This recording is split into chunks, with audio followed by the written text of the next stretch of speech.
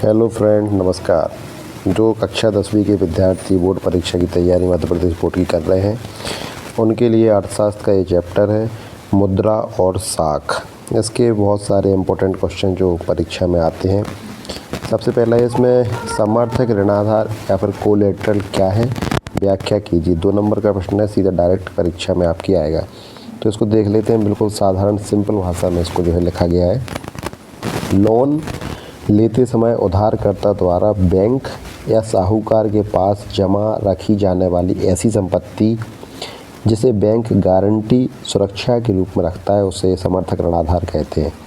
यदि उधारकर्ता लोन नहीं चुका पाता है तो बैंक इस संपत्ति को बेचकर अपना पैसा वसूल कर सकता है। इसका सीधा उदाहरण है कि मान लो हमें बैंक से पैसा लिया, हमने कोई भी बैंक से पैसे लिए, तो वो पैसा तभी आपको देगा जब आपके घर के वो कागजात जमा कर लेगा। या पर्सनल लोन यदि हम लेने जाएंगे तो सोने के गहने और ज़मीन के रूप में वो है गिरवी रख लेगा। समर्थक ऋणाधार का मतलब है गिरवी रखना। दूसरा प्रश्न है मुद्रा क्या है। मुद्रा वह वस्तु या साधन है जो वस्तुओं और सेवाओं के लेन देन, खरीद बिक्री के माध्यम से सर्वमान्य कानूनी रूप से स्वीकृत होती है। जैसे भारत में रुपया सिक्के मुद्रा है, इसी प्रकार से आप देखते हैं कि अमेरिका में डॉलर और रूस और ब्रिटेन में जो है इस तरीके से अलग अलग अपने देश की मुद्राएं उनको होती हैं। अगला प्रश्न है ऋण के औपचारिक और अनौपचारिक स्रोत क्या है। औपचारिक स्रोत का मतलब है वैसे स्रोत जो एक संस्थान या सरकार द्वारा हमें कम ब्याज दर पर मिलते हैं। जैसे मान लो कोई सरकारी एवं निजी बैंक है। अनौपचारिक स्रोत वो है जो आपके साहूकार हैं या फिर महाजन है, कोई रिश्तेदार है, तो उसको हम अनौपचारिक स्रोत कहते हैं। इसका मतलब है कि हम जो है ऋण किससे लेते हैं। अगर हम बैंकों से ऋण ले रहे हैं तो एक निश्चित प्रक्रिया का पालन करके हुए ऋण ले रहे हैं तो औपचारिक स्रोत, और महाजन या साहूकार से यदि हम ऋण लेते हैं तो वो अनौपचारिक स्रोत की श्रेणी में आता है। अगला प्रश्न है ऋण की शर्तें किसे कहा जाता है। इसका मतलब है कि यदि आप लोन लेते हैं तो किन किन शर्तों का आप पालन करते हैं, कौन कौन से दस्तावेज आपको देना होते हैं। तो लोन लेते समय बैंक और उधारकर्ता के बीच तय की जाने वाली नियम और शर्तें ऋण की शर्तें कहलाती हैं। इसमें 4 चीज़ें मुख्य रूप से शामिल होती हैं। एक तो उसकी ब्याज दर क्या रहेगी। मान लो आपने कोई औपचारिक बैंक से, औपचारिक स्रोत से ऋण लिया तो वो बताएगा आपको कि कितने % की दर से आपको जो है ब्याज चुकाना पड़ेगा। अगला है इसमें समर्थक ऋणाधार, मतलब वो आपको लोन तभी देंगे जब आप जो है कोई चीज़ गिरवी रखेंगे। आवश्यक दस्तावेज में कोई ज़मीन है, यदि आपकी कोई प्रॉपर्टी है तो उसको दस्तावेज आपको रखना पड़ेगा। और आप भुगतान के तरीके का चौथा विकल्प है कि आप भुगतान कैसे करेंगे, किस्त में देंगे या फिर नकद देंगे, एक साथ क्या करेंगे उसका। एक उदाहरण से समझ लेते हैं इसको। कार लेते समय 8% ब्याज दर, 5 साल की अवधि और सैलरी स्लिप जमा करने की शर्त इसमें होती है। अगला प्रश्न है भारतीय रिजर्व बैंक के 3 काम बताइए। आरबीआई बैंकों का बैंक कहलाता है। इसके 3 काम जो है, एक तो वो नोट जारी करता है 2 रुपये और उससे सभी बड़े नोट जो है वो आरबीआई ही छापता है। व्यापारिक बैंक मतलब एसबीआई या जो है पीएनबी, आईडीएफसी, इन सब की है ब्याज दरों और कामकाज पर नज़र रखता है। सरकार का बैंक है, केंद्र और राज्य सरकार के खातों का संचालन करता है। आरबीआई का मतलब है रिजर्व बैंक ऑफ इंडिया। अगला प्रश्न है लोग बैंक में पैसा क्यों जमा करते हैं। लोग बैंक में जो है पैसा 3 मुख्य कारणों से जमा करते हैं। सबसे पहले तो उनका जो पैसा होता है वो सुरक्षित होता है, उस पर एक निश्चित ब्याज भी मिलता है और निकालने की एक आसान प्रक्रिया का उसमें जो है पालन किया जाता है। सुरक्षा में घर की तुलना में आप इसमें देख ही रहे होंगे कि बैंक जो है, बैंक में चोरी और खोने से जो है सुरक्षित रहता है पैसा। ब्याज भी मिलता है उसको यदि आप एक निश्चित समय के लिए रखते हैं। निकासी का मतलब है कि आप कोई भी तरीके से चेक, एटीएम या फिर नकद आसानी से पैसे निकाल सकते हैं। अगला प्रश्न है कर्ज जाल किसे कहते हैं। डेब्ट ट्रैप क्या है। इसके लिए उत्तरदायी किन्हीं 2 कारणों का वर्णन कीजिए। कर्ज जाल का मतलब है कि कोई व्यक्ति ने लोन किसी बैंक से लिया और वो चुकाने में असमर्थ होता है तो इसको जो है वो ऋण जाल कहते हैं। ये 2 तरीके से होता है। जब कोई व्यक्ति लोन चुकाने में असमर्थ होता है और पुराना लोन चुकाने के लिए फिर से नया लोन लेता है तो वह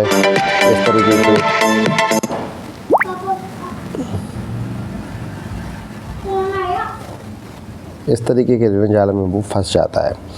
इसके उत्तरदायी कारण आप देख रहे होंगे कि एक तो फसल व्यापार का रिश्ता, जैसे किसान आप देखते हैं कि सूखा, बाढ़ और कीड़े लगने से किसान की फसल ख़राब हो जाती है। इसके पहले वो अगर उसको बीज खरीदना है तो वो ऋण लेता है, तो कर्ज के ऊपर कर्ज जो है वो बढ़ता चला जाता है। दूसरे तरीके से अब अत्यधिक ब्याज दर का मतलब है कि साहूकारों से बहुत ऊंची ब्याज दर पर अगर व्यक्ति लोन ले लेता है तो निश्चित तौर पर उसको अधिक पैसे चुकाने होते हैं। इसको एक उदाहरण से समझ लेते हैं। एक किसान ने बीज खरीदने के लिए साहूकार से लोन लिया, लेकिन सूखा पड़ने से फसल बर्बाद हो गई। अब पिछला कर्ज चुकाने के लिए उसने अपनी ज़मीन गिरवी रखकर दोबारा लोन लिया, तो निश्चित तौर पर अब जो है वो कर्ज जाल के दायरे में आ गया है। अगला प्रश्न है कि डिमांड डिपॉजिट या फिर मांग जमा क्या है। मुद्रा पैसों का उपयोग किए बिना एक खाता धारक जब अपनी मांग पर एटीएम या चेक के माध्यम से पैसा निकालता है तो उसे मांग जमा कहते हैं। मतलब है कि इसका सीधा उदाहरण समझें कि मान लो हमने कोई पैसा अपने बैंक में जमा किया और हमें मान लो अगले दिन उसको ज़रूरत पड़ी, तो हम जाके क्या करेंगे, अपने जमा हुए पैसे की मांग करेंगे कि भैया हमारे पैसा निकाल दो। इसको कहते हैं मांग जमा। अगला प्रश्न है वस्तु विनिमय प्रणाली या फिर बार्टर सिस्टम किसे कहते हैं। ये बहुत ही आसान है। पुराने ज़माने में आप देखते होंगे चलता था कि आपके पास कोई टमाटर है और दूसरे के पास कोई गेहूं है, तो जो है एक चीज़ की अदला बदली उसमें कर लेते थे कि आप हमें टमाटर दे दो, हम आपको गेहूं दे देंगे। ये जो है वस्तु विनिमय प्रणाली कहलाती थी। इसको देख लेते हैं। मुद्रा पैसों का उपयोग किए बिना एक वस्तु के बदले दूसरी वस्तु का प्रत्यक्ष लेन देन करना वस्तु विनिमय प्रणाली कहलाती है। जैसे गांव में एक किसान द्वारा 10 किलो गेहूं देकर दर्जी से कपड़े सिलवाना। अगला प्रश्न है क्या कारण है कि बैंक कुछ कर्जदारों को कर्ज देने के लिए तैयार नहीं होते हैं। बैंक जोखिम से बचने के लिए निम्नलिखित कारणों से लोन देने से मना कर देते हैं। एक तो समर्थक ऋणाधार, उसके पास कोई गिरवी रखने की कोई चीज़ नहीं होती तो मना कर देता है। दूसरा, आय का सही प्रमाण या दस्तावेज ना होना। अब किसी व्यक्ति की आय का स्रोत ही पता नहीं है तो बैंक ऋण क्यों देगा उसको।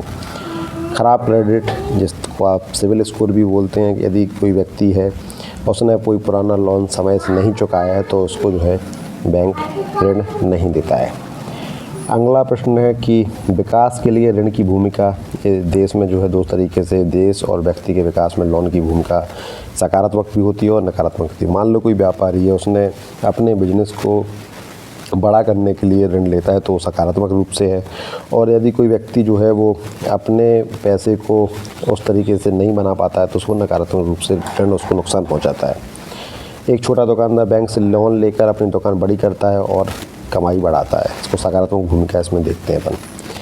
अगला प्रश्न है कि हमें भारत में ऋण के औपचारिक स्रोतों को बढ़ाने की क्यों ज़रूरत है। आप देखते हैं कि साहूकार और इन तरीके से दूसरे अनौपचारिक स्रोत से जब व्यक्ति पैसे लेता है तो उसको आत्महत्या और दूसरे तरीके के कदम उठाने होते हैं। तो औपचारिक स्रोत मतलब बैंकों से यदि आप ऋण लेते हैं तो निश्चित तौर पर आपको जो है वो 36 से 50% जो साहूकार एक्स्ट्रा कर्ज लेते हैं, ब्याज लेते हैं, उससे बच जाते हैं। दूसरा, लोन भी वहाँ पे सस्ता मिलता है। तीसरा है ग्रामीण विकास। ग्रामीण इलाकों तक बैंक की पहुँच बढ़ने से किसान कर्ज जाल में फंसने से बच जाएंगे। अगला प्रश्न है कि मुद्रा के प्रमुख काम क्या हैं। तो मुद्रा के मुख्य रूप से 3 काम हैं। विनिमय का माध्यम है, जब कोई चीज़ आपको कोई सामान खरीदना है तो आप जो है उसमें खरीदने और बेचने में आसानी आपको होती है। मूल्य का मापक है, हर चीज़ की कीमत जैसे 50 केजी तय करना आसान होता है। मूल्य का संचय होता है, स्टोर ऑफ वैल्यू, पैसे को भविष्य के लिए बचा कर रखा जा सकता है जो ख़राब नहीं होता। अगला प्रश्न है कि एटीएम क्या है, स्पष्ट करें। निश्चित तौर पर 2 नंबर का प्रश्न है कि एटीएम का आप पहले लिखेंगे, उसमें ऑटोमेटेड टेलर मशीन इसका पूरा नाम है। एक स्वचालित है जो अपने आप चलती है, बिना किसी बैंक कर्मचारी के 24 घंटे पैसे इसमें आप निकाल सकते हैं, जमा कर सकते हैं और अपने खाते की बैलेंस की जाँच कर सकते हैं। एटीएम डालकर आप पिन डालकर मिनटों में कैश निकाल सकते हैं। अगला और अंतिम प्रश्न है कि व्यापारिक बैंक किसे कहते हैं। वे वित्तीय संस्थान जो आम जनता से जमा स्वीकार करते हैं और उन्हें ब्याज देते हैं और लाभ कमाने के उद्देश्य से लोगों तथा व्यवसायियों को लोन देते हैं, व्यापारिक बैंक कहलाते हैं, जैसे SBI, पंजाब नेशनल बैंक। ऐसे आप समझिए इसको। व्यापारिक बैंक का मतलब है कि आपके पास अतिरिक्त कोई पैसा है, आपने बैंक में जमा किया और जमा करने के बाद वही पैसा जो है बैंक किसी तीसरे आदमी को दे देगा, तीसरे पर्सन को दे देगा, तो आपको एक निश्चित राशि जो है ब्याज के रूप में मिलेगी और बैंक जो है और अधिक जो है उसकी लोन की ब्याज दर से जो है उससे पैसे कमाएगा। इसी तरीके से आपको बोर्ड क्लास की जो है प्रश्न पत्र की तैयारी करना है तो चैनल को सब्सक्राइब करें। धन्यवाद।